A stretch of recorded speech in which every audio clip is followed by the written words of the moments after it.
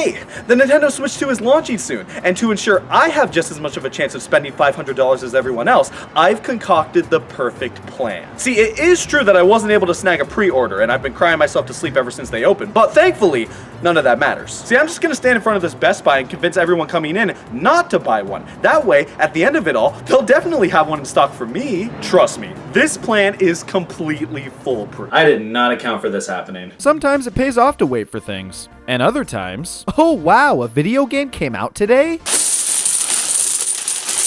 Buying a video game on its launch day is one of the biggest rushes of dopamine a gamer can experience, right after getting laid.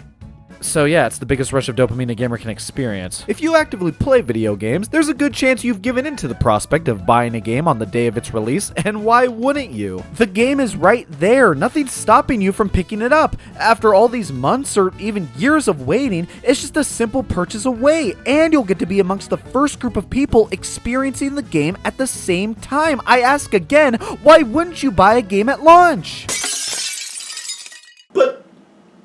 But it's yellow. To buy a game at launch or not to buy a game at launch? That is the question every respecting gamer must ask themselves whenever a new game releases. Hey, for most people, it's an easy call. You're either into the game or you're not, so you pick it up or you don't. But oftentimes, this can be a much more layered decision than you might think. First question, do you have the money for the game? No. Like that was gonna stop me. Second question, do you need to play the game right now? It's not like it's going anywhere. Well, I stand corrected. The point is, there's a ton of factors that go into making this choice, and with all the bullshit game companies have put their customers through when it comes to game launches, can you really blame someone for deciding to go celibate for a little bit longer? Countless times we've seen games launch with tons of bugs, glitches, insufficient amounts of content, all for a full $70 price. With the prospect of all of this being true, is buying a game right away really worth it? 3 things. Yes, f*** you, I'm mentally ill. I'd say this debate is pretty much split down the middle. While many gamers have enough self-control to realize they don't need instant gratification with every new game release, other gamers have way too much disposable income. For me personally, I have no problem waiting to play certain games. While all you suckers rush to play the new $70 Spider-Man 2 game, I only recently started playing the first one, and I'm perfectly happy with that. But hey, I'm only human. That's my way of saying I'm a fucking dumbass. There have been a handful of times when I've given in to blind consumerism, so hey, why not? Let's go through a number of instances of me buying a game at launch and determine just how much of a dumbass I really am. I've always been curious. This will decide that once and for all, nothing else. And the first game I remember getting on the day of its release was...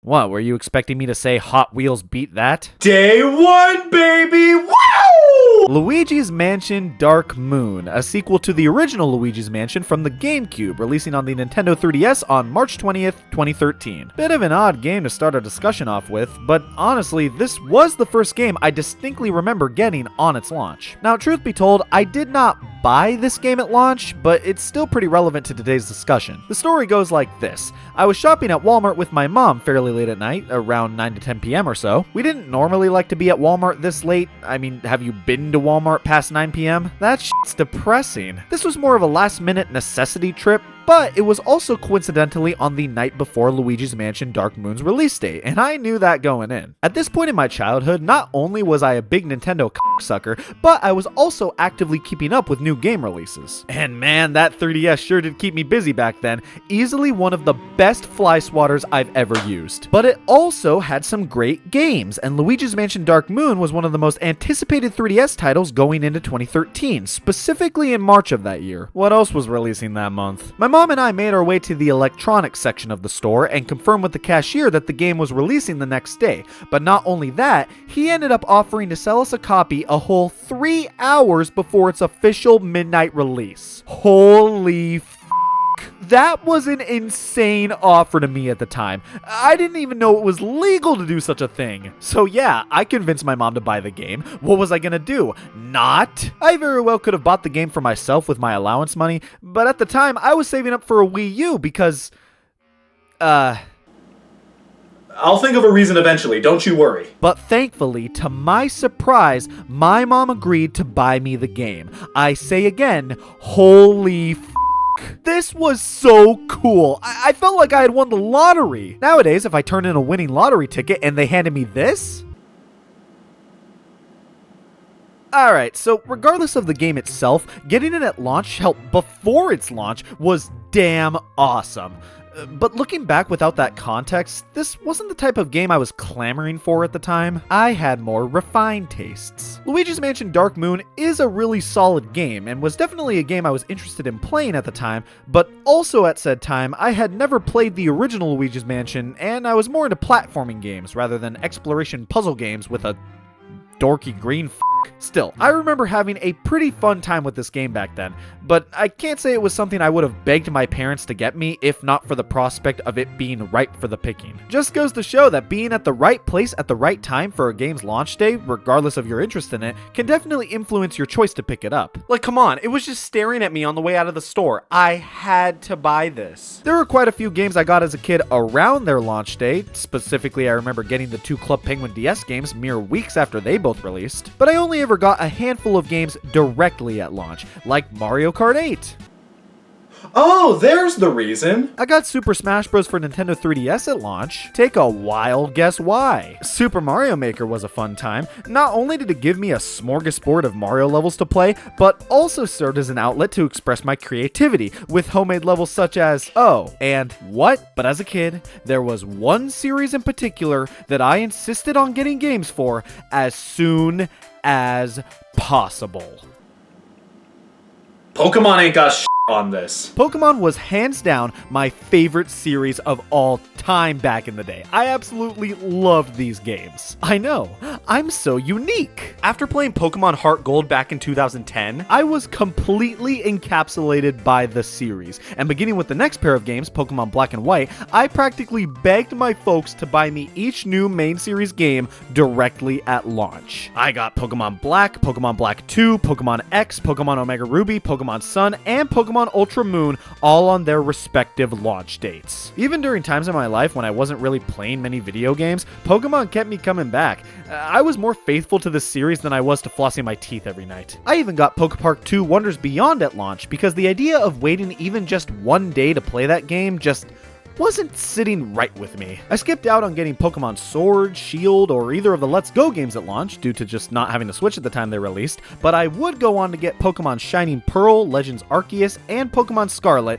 all on day one, and my sanity has never recovered. Just goes to show that sometimes the best reason to get a game at launch is just because you wanted the game. It's a pretty basic principle to base such a firm decision on, but not always an invalid one. Not always doesn't mean never. But that brings me to the Nintendo Switch era, when I finally had my own means of consistently buying games at launch.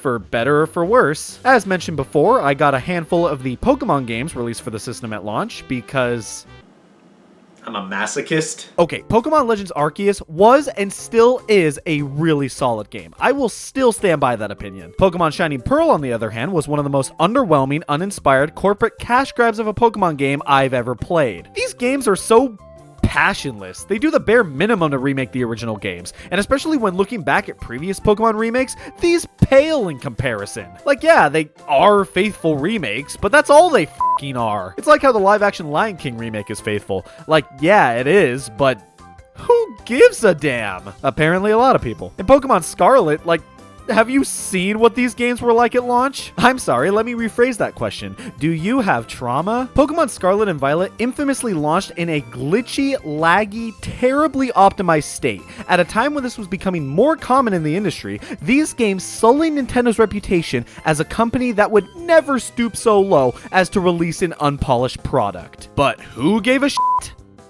Nobody! Seriously, these games are what the Pokemon Company considers to be a $60 experience. What would they consider to be a $70 experience? Pokemon games have infamously had pretty rushed development periods, and while that's at least an explanation as to why these games turned out pretty half-baked, it doesn't really excuse it. In the end, yeah, I still bought both of these games at launch, as did a lot of people. It just stinks to see companies like Game Freak and Nintendo exploiting their loyal fan bases. Can't really blame them, though. I bought this. In late 2023, I was on a bit of a buying Nintendo games at launch kick. I mean, could you blame me? There were some incredible games coming out exclusively on the Switch at the time. Please believe me. And one of the first games that I decided to bite the bullet on buying day one that year was Pikmin 4. By far, one of the best bullets I've ever tasted. It's just not the same. Prior to when the game launched in July of 2023, I had dabbled in playing Pikmin games here and there, but it wasn't until Pikmin 4 that I truly got hooked on the series. This is just such a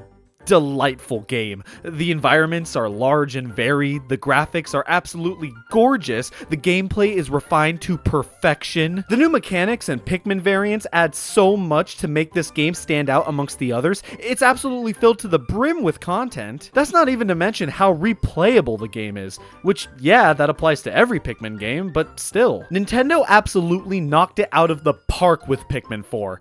And playing this game at launch just made it even more special. This game was my kickback at night after a long, hard day of working on homework for summer college classes game. I'm still working on a shorter name for that. It really came at the perfect time for me. A time when I still had a lot on my plate in terms of schoolwork, but still had a fair amount of time to relax, which meant the amount of time I had to devote to Pikmin 4 was plentiful while still feeling rewarding. Sometimes the context of when a game releases, whether that be during a certain season or during a specific point in your personal life, can really enhance your experience. Let me tell ya, I was so depressed back in December of 2014. Thank God Meme Run released that month. It was only 3 months later that I scooped up Super Mario Bros. Wonder at its launch.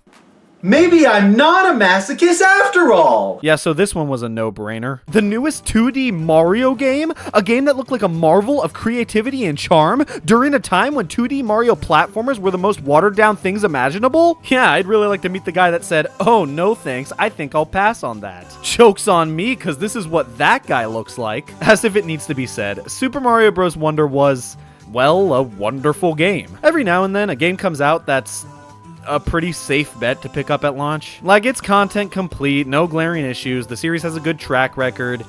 Yeah, I don't think anyone was disappointed by what they got out of this game at launch. Well, at least not anyone worth giving a damn about. Hey, even in these uncertain times, you can pretty much always count on Mario games to deliver the goods. So what does that mean for Super Mario RPG?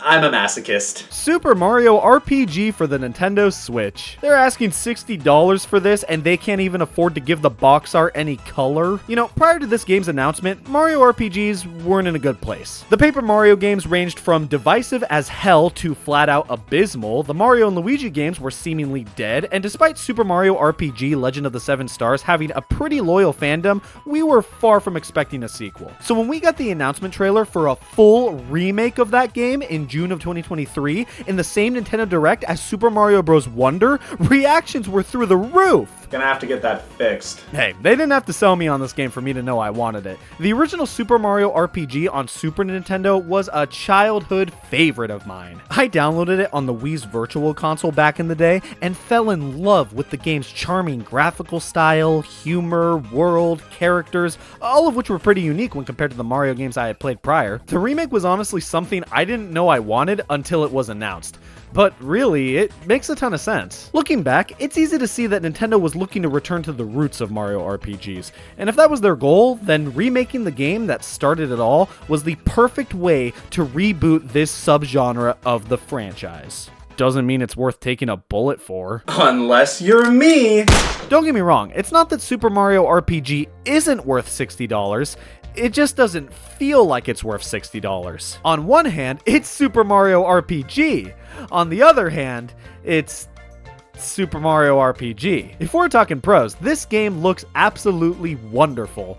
It may not be a visual marvel or anything, but it strikes a great balance between staying true to the original game's graphical style while still feeling like a fairly substantial upgrade. The game design's seen a bunch of modern improvements, such as better UI elements, new battle mechanics, fully animated cutscenes, amongst other additions like an easier difficulty setting and some post-game content, all of which are very nice. I don't think I'm stretching things when I say this is the definitive way to experience Super Mario RPG. The problem is, it still could have been been the definitive way to experience Super Mario RPG while not making me go bankrupt. At the end of the day, this is still a Super Nintendo game. It's a really good one, but it still has that old school DNA that just holds it back from feeling like a brand new experience, even if you never played the original game. That doesn't necessarily mean it's not worth $60, but when you compare it to other games Nintendo sold at that price point, many of which were brand new, never before seen modern experiences, it's gonna make me raise an eyebrow. Especially when in the coming months, I would see this game get discounted as low as $30.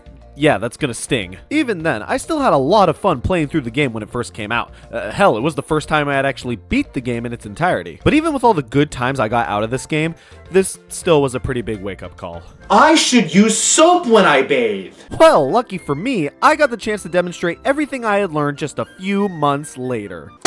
Nothing. I learned nothing. Mario vs. Donkey Kong for Nintendo Switch. Just what I needed in my life. Oh, yes! Another Mario remake, this one being of the original Mario vs. Donkey Kong released on the Game Boy Advance in 2004. Serving as a follow-up to Donkey Kong on the original Game Boy in 1994, Mario vs. Donkey Kong was a very well-made puzzle platformer in which you had to navigate your way through fairly small single-screen levels in order to grab the mini Mario toy at the end. Despite this game being pretty inoffensive, I don't think a lot of people look back at it with much fondness, mainly due to the games that followed. Just the same damn game over and over again, in which you guide a bunch of automated mini Mario toys to a goal, which in and of itself isn't anything terrible, but every damn game they released for this series was interchangeable with the others. It made every time someone heard the name Mario vs. Donkey Kong cause them to experience war flashbacks. Thankfully, this series got a well-needed hiatus until February of 2024, when we finally got a new entry in the series. An old one. Following Super Mario RPG, remakes and remasters in the Mario universe were just coming out left and right. We got Paper Mario: The Thousand Year Door, Luigi's Mansion 2 HD, Donkey Kong Country Returns HD, and of course, this game. This damn game. Let me tell you something about this damn game. I kinda like this damn game. Alright, so Mario vs. Donkey Kong isn't anything to write home about, but I have a soft spot for it. At the time of this game's release, I was in the slums, man. I was up to my ears in schoolwork, I had a bunch of midterms coming up, and to top it all off, I had come down with a sickness. That sickness being buying every Nintendo game at launch. No, but in all seriousness, I was feeling pretty under the weather when this game came out and got delivered to my doorstep. And with all the stress I was going through, knowing I had a lot of work and exams I had to catch up on, this game was a shining beacon of joy. A game with which I could just sit down, turn my brain off, and I would finish that sentence, but like I said, I turn off my brain. And it's been off ever since! Yeah, just like I was saying with Pikmin 4, this game just came at the right time for me, man. Looking at it critically, it's good. This is a well-designed game. It was still a well-designed game on the Game Boy Advance, but hey, this version does improve things. The graphics, for one, are obviously better, as are a lot of the animations, music, and sound effects, but on top of all of that, this version adds some cool stuff, like a multiplayer mode, a whole new 2 worlds full of levels, and some quality of life improvements to the general gameplay. It's very similar to Super Mario RPG in terms of what it adds to the original, and hey, this version was a whole $10 cheaper than most of Nintendo's other retail releases. Wow, let's give them a round of applause.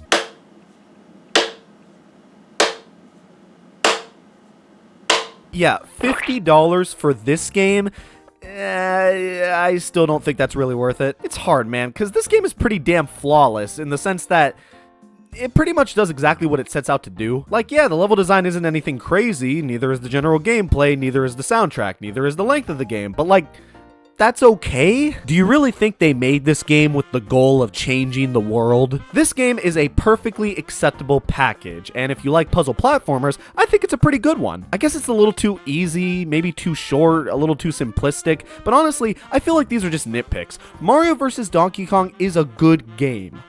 However, this game, in my opinion, is not a $50 experience. $20 to $30, sure. $40, maybe. But $50? You know what else you can buy with $50? Damn. I just don't think this game offers enough for that price. And that's not even considering it's not even an original game. Whatever, at the end of the day, I still bought this game at launch. I know my place in history. So let's move on to a game I was a little more justified in getting at launch. Yeah, just a little. Animal Crossing New Horizons was the perfect game to come out at the time that it did. It's been said countless times before, but it's true. During a time when so many people had to stay inside, Animal Crossing New Horizons was a fantastic way to reconnect with your buds and pretend to go outside. And for me personally, I was already a fan of the Animal Crossing franchise. I was definitely interested in picking up the newest entry. Hell, this game was what made me get my own Switch in the first place. So yeah, of course I got this game at launch, alongside my friends back in March of 2020. Who wouldn't have? That tracks. Animal Crossing New Horizons was a great time. It may not be my favorite Animal Crossing game, but I'd be remiss to try to sit here and convince you or myself that I regret getting this game at launch. Now, as for The Legend of Zelda Tears of the Kingdom, I regret getting this game at launch. Alright, before you raise your torches and pitchforks at me, let me explain myself. The Zelda franchise and I have an interesting history. It's not that I dislike the series, far from it. I've tried a fair amount of Zelda games out and have loved a lot about them, but I haven't finished many of them, and honestly, most of the time, the games just haven't really clicked with me when I played them. And yes, that includes Breath of the Wild. Huh. Still a better reaction than I was expecting. Listen, open world games have just never really been my thing. I guess I just tend to like games with more clear direction. Translation, I'm a tiny little baby bitch boy. So yeah, I did try Breath of the Wild, and at the time, it wasn't for me. Though I always planned on going back to it eventually. But hey, when Tears of the Kingdom was getting closer to release, that really got me curious. Would this finally be the game that changed my views on open world games forever? Would I finally understand what I had been missing? Would this game become one of my favorite games of all time?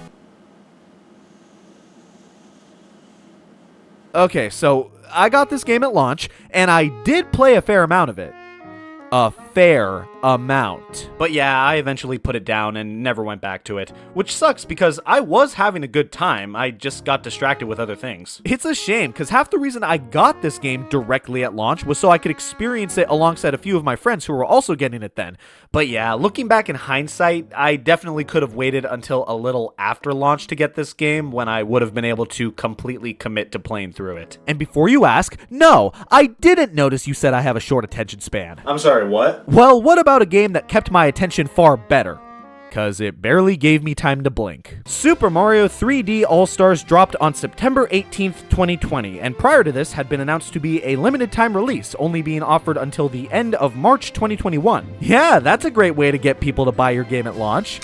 Threaten them. Alright, so thankfully, this isn't something Nintendo or really any game companies do super often nowadays, but back in 2020, Nintendo was on a spree of putting out games that were poised as limited releases. They did this with Fire Emblem Shadow Dragon and the Blade of Light, the online-only Battle Royale Super Mario Bros. 35, and of course, Super Mario 3D All-Stars, the latter two being released for Mario's 35th anniversary. Hey, there's a reason to offer a limited time product if it's for a big celebration. If it was offered past the time of that celebration, it wouldn't feel as special. Yeah, sure, but that argument falls apart when you realize March of 2021 is past the time of that celebration. This wasn't done to make the release feel more special. This was to get a bunch of people in a panic that they weren't going to be able to find a copy of the game, so they would buy it on day one or at the very least before the game had a chance to drop in price. And the reason why it was offered until March 31st is because that's right when Nintendo's fiscal year ends. That's right, I can see right through your dirty tactics, Nintendo. You can't take advantage of someone as smart as me. I'm still holding the game, aren't I? Hey, I knew I was going to want to get Super Mario 3D All-Stars at some point anyway, so yeah, I just bought it at launch. I could have waited for a sale or got a used copy at the time, but I didn't care. I just wanted to play the game. I was willing to spend $60 for it on day one. I mean, could you blame me? This was a collection of 3 of the best Mario games of all time, and this was the first time Super Mario Sunshine had ever been re-released. This was a must-buy! And judging by sales, I guess a lot of people realized the same thing because, like, man. And I guess people double realized that after it had stopped being sold because, like, man. Didn't think this was going to become such a huge part of my estate, but here we are. Guess I gotta devote my life to taking care of this. My future children are It all comes down to Sonic X Shadow Generations, just like the prophecy foretold. You know, I'm not the biggest Sonic fan out there, but I enjoy picking up the new games from time to time, and the more recent Sonic releases on modern platforms, from an outsider's perspective, have been pretty good overall. I haven't completely dipped my toes into all of them, but I'm pretty eager to give them all a try. But if there was any game that I was most intrigued to give a try at launch, it was Sonic X Shadow Generations, a remaster of the original Sonic Generations, first released in 2011. Now, if you've been paying any attention, you would know that I'm a loser. I didn't own an Xbox 360, a PlayStation 3, or a reliable gaming PC back in 2011, so I didn't have a way to play the OG Sonic Generations. Now, I did own a Nintendo 3DS, so yes, I could have played the 3DS version, but again, I had more refined tastes. So yeah, I skipped out on the original Sonic Generations, which really was a shame, because I heard pretty much nothing but good things about that game ever since it released. And in the 13 years following, I just never really made time to go back and try the game out. I was busy. So when they announced a remaster of the game in 2024, I decided it was the perfect time to find out what I'd been missing all these years. Holy f***. A Sonic game! Sonic Generations was originally released in line with the Sonic franchise's 20th anniversary, and thus is largely poised as a celebration of the series' history, featuring levels honoring previous Sonic games. It's a good game in and of itself, but at the end of the day, the people that are going to get the most out of this are probably longtime fans. So yeah, being that I was really only a passive fan of Sonic, this quality of the game didn't exactly have me hooked. Doesn't mean I wasn't interested in checking the game out, it just means I kind of just viewed it for what it was, a remaster of a Sonic game. But see, Sonic X Shadow Generations isn't just your average remaster, no. Alongside the original game comes a brand new campaign, Shadow Generations. Well, hot damn, what kinds of things can I expect to find in this new campaign? Well, a new campaign! This part of the game draws heavily from the main campaign, in that it mainly features a lot of Legacy Sonic level themes, just from Shadow's perspective. It's really good overall. Hell, it combined with Sonic Generations is a fantastic value, as Sega sold the game for only $50. That was great! Throw in a copy of Jared Robotnik's journal and I'm sold! Yeah, this is what really sold me on getting the game at launch. Paper. The launch edition of a game is a phenomenon that we see with countless new releases nowadays, versions of games that are only sold at or around its launch, usually containing some kind of bonus or exclusive content. This is one of the biggest methods that companies use to try to entice gamers to buy their shitty products right away, and it pisses me off so much I had to buy into it just to show them I know exactly what they're doing. I did not think this plan through very well. Hey, I didn't completely base my decision to get this game at launch on this one element, but I'd be lying if I said it didn't at least get my attention. It's just so lame to admit that, man. Like, this was a deciding factor for me. A lore booklet. Like, yeah, it's cool, but I already admitted I wasn't a huge Sonic fan. What use would I have for this other than being able to say, I own Jared Robotnik's journal from the Day 1 edition release of Sonic X Shadow Generations. One at a time, ladies. Well, hey, at least this version also came with a free Sonic Adventure character skin. I've never played Sonic Adventure. Okay, well, at least this version of the game was the Day 1 release, so obviously it should be harder to find now, and my decision to get it right away isn't in vain, right?